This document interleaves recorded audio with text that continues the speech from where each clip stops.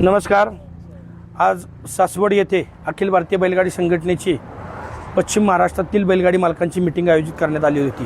त्या मीटिंगमध्ये जवळपास 20 ते 25 तालुका कमिट्यांचे अध्यक्ष उपस्थित होते, त्याचबरोबर वरिष्ठ पदाधिकारी उपस्थित होते। आता यात्रेच्या मैदानाचा हंगामा ह्या मे महिन्याच्या एंडला संपतो आणि त्यानंतर 1 जूनपासून पावसाळी हंगामातली मैदानं सुरू होतात।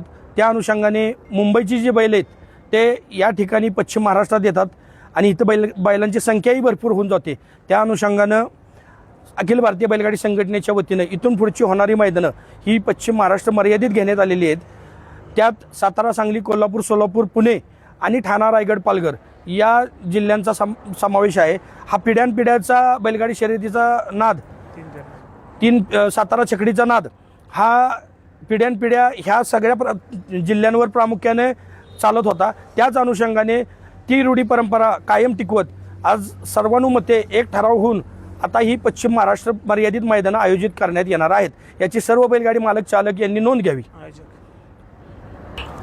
त्याचबरोबर गाड्यांची संख्या जास्त असल्यामुळे एका बैल मालकाला एक चिठ्ठी नोंदवायचं प्राधान्य देण्यात आलेलं आहे।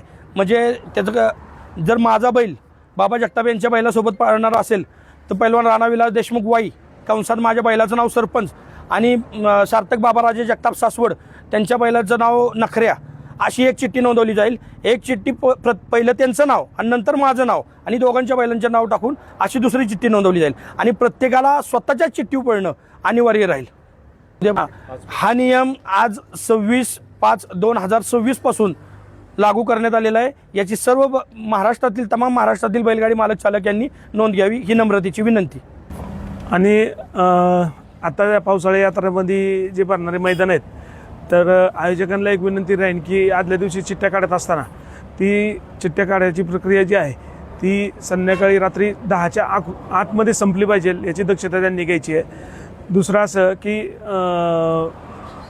जे बक्षिसाची रक्कम जी आहे ती पहिली 3 बक्षिसं जी असतील ती 20-20 हजार रुपयाच्याच फरकात पाहिजे आणि शेवटचं बक्षीस 11,000पेक्षा कमी नसावं असा एक निर्णय घेण्यात आलेला आहे। त्याचं आयोजक मंडळींनी नोंद घेतली पाहिजे आणि त्या पद्धतीत तुम्ही या सगळ्या नियमावलीचं पालन होईल तुमच्याकडनं अशी अपेक्षा करतो। आणि गट पाडताना जर 10 गट पळाले तर सेमीसुद्धा 10 पळले पाहिजे, बक्षीस 10च पाहिजेत असं।